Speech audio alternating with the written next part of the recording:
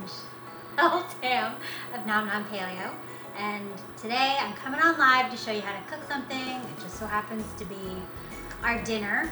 It is my Westlake beef soup, which is actually a recipe from a red cookbook, but because Mindy Kaling made it on her Instagram, I posted it on the blog and in our app, so anybody can find it wherever they want. It's like a let's celebrate someone's birthday soup.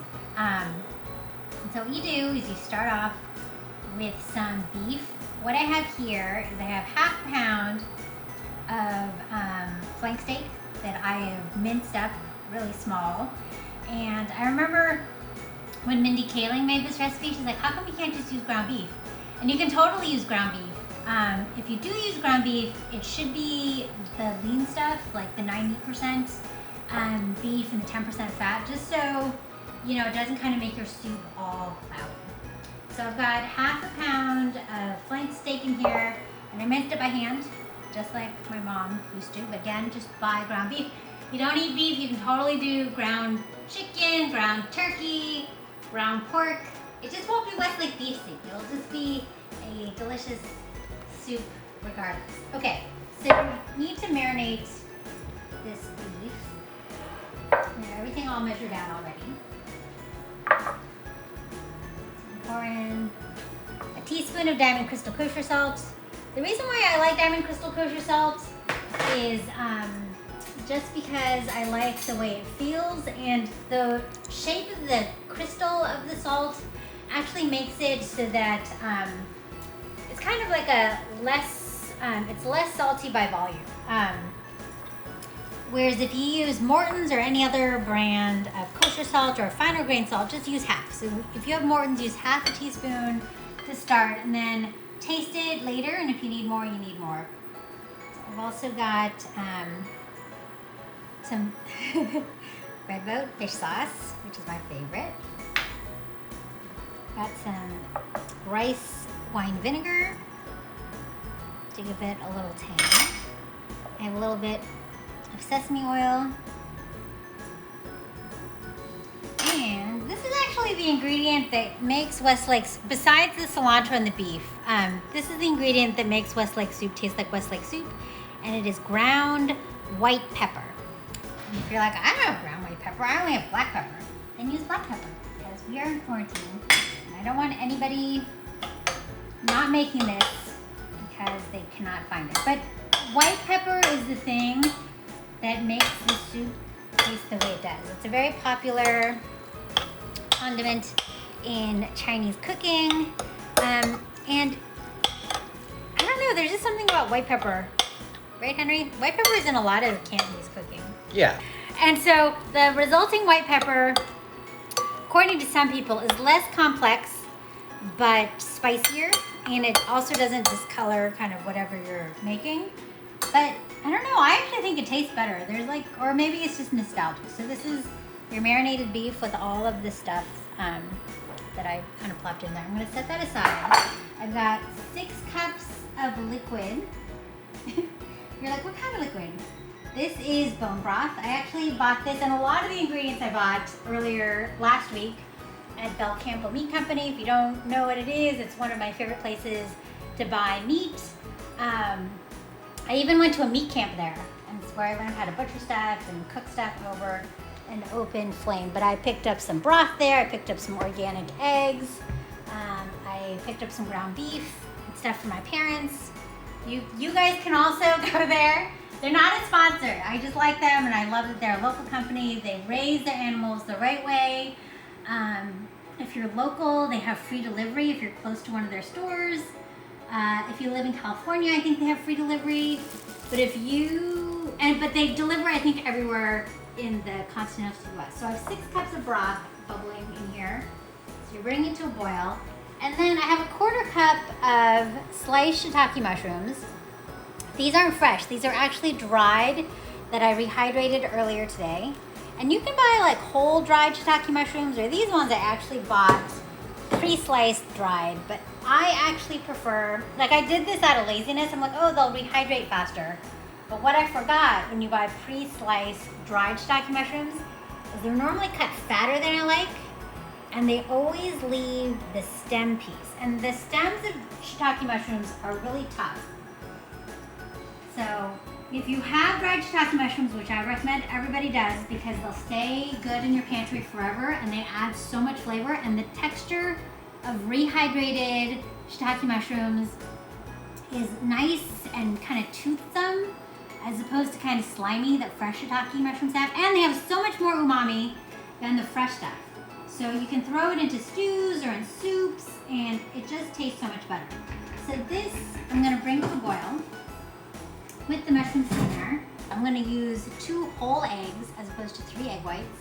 But if you have a bounty of egg whites and you are dying to make like a custard, then just use egg whites. But I'm gonna use the whole egg. This is bubbling really nicely.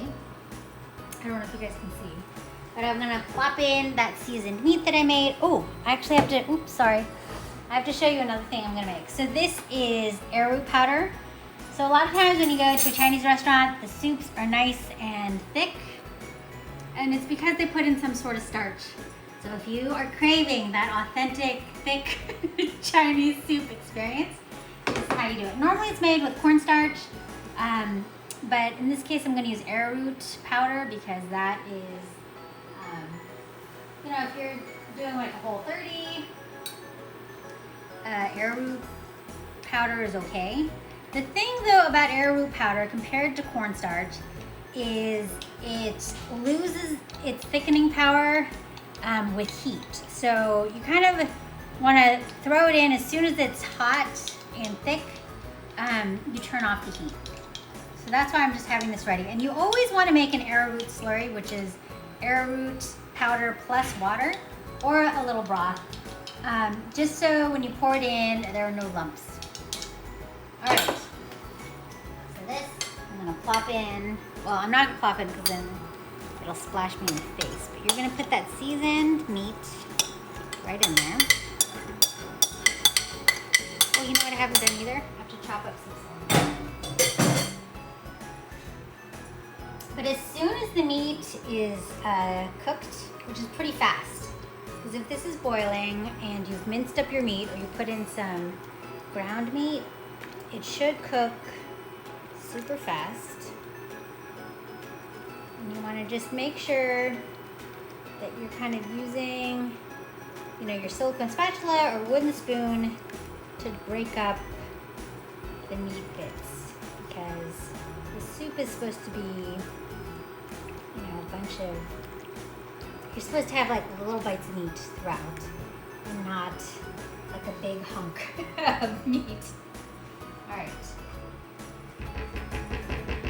So I'm gonna let that cook for a little bit. It's pretty quickly almost there, but I also need to chop up cilantro because cilantro is actually another big part of this. This is how I keep it in the fridge, and this is how it keeps fresh for a long time. I put it in some water. I put a plastic bag over it loosely.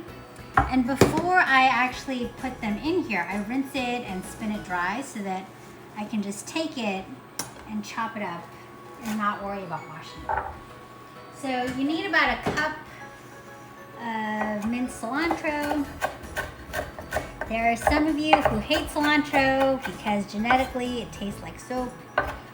In that case, you just leave it out. It'll still taste good.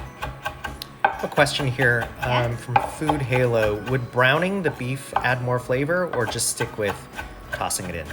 I would just toss it in. It's just a soup, so it's not a, and you, I mean, it's up to you. I actually think that would make it almost greasier.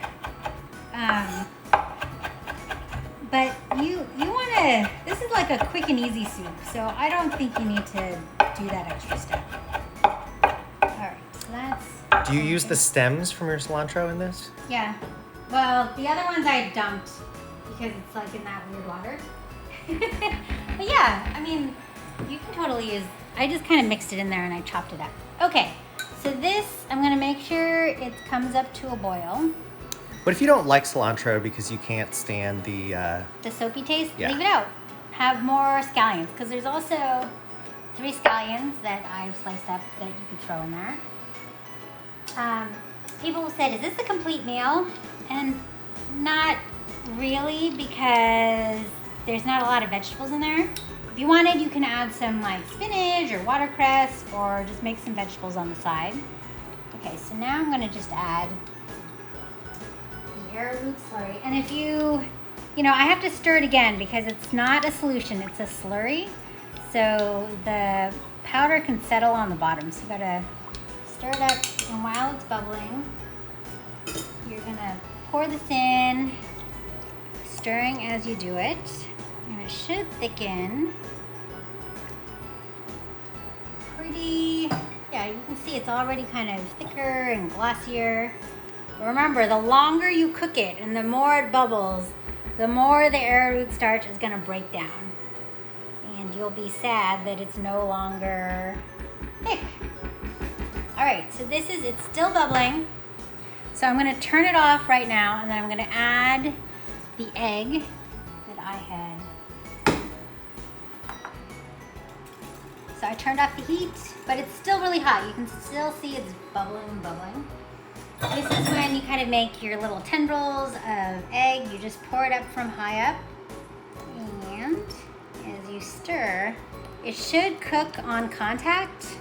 And as you're stirring it, it becomes like really pretty, wispy egg clouds in your soup. So I don't know if you guys can see this, but look. And if you would just use egg whites, it would be more white. But we're not separating and changing anything. Okay, so now's the point, right before you add your, your herbs, your cilantro, and your scallions, you should kind of taste it for seasoning and adjust it if necessary. Actually, you could probably have done that before the egg, but it's too late.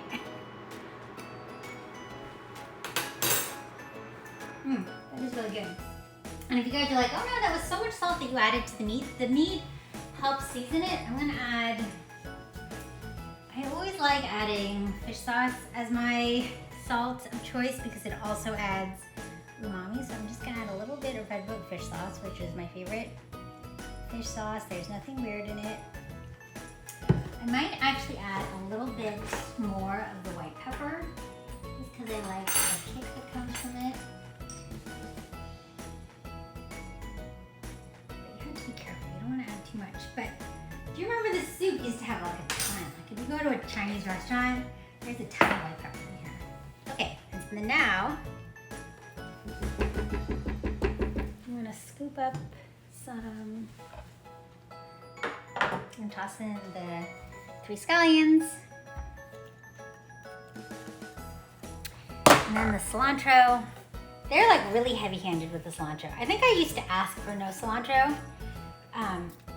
But nobody would ever do that because it would come in a big bowl and we'd be like a party of 10. And they'd be like, sure, there's no cilantro. That's just some other green thing. But now I love cilantro, so I don't even mind. And that's it. Like this is like super fast, super easy.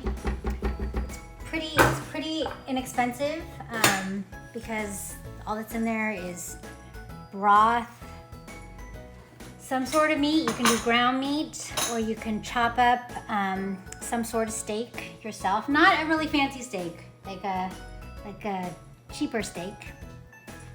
Put in some eggs, put in some thickener if you want, and then some herbs. But it is really tasty. Mindy Kaling liked it too, so you know. But she is the ultimate arbiter of taste. All right. So I'm gonna serve this to everybody. I think I have to make some sort of vegetable as well. But it is like, this is how it looks like in a restaurant. It's like thick and yummy. And it's got meat and flecks of egg and herbs. And you guys can totally make this yourself.